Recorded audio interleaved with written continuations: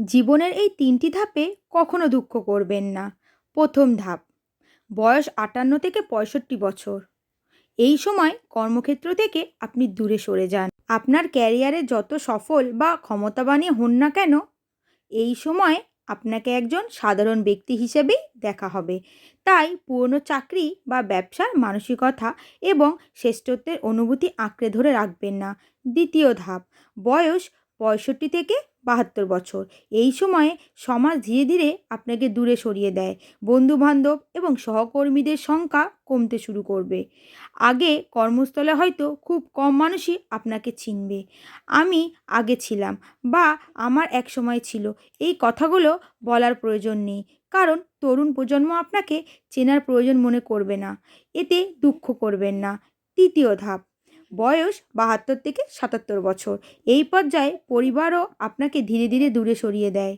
আপনার সন্তান সন্ততি বা নাতি নাতনি যতই থাকুক, বেশিরভাগ সময় আপনি হয়তো সঙ্গীর সাথে বা একাই থাকবেন।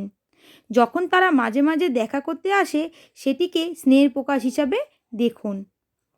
তারা কম দেখা করার জন্য তাদের দোষারোপ করবেন না, কারণ তারা তাদের জীবনের কাজ নিয়ে ব্যস্ত এবং ৭৭-এর পর থেকে পৃথিবী আপনাকে ধ্বংস করতে চায়।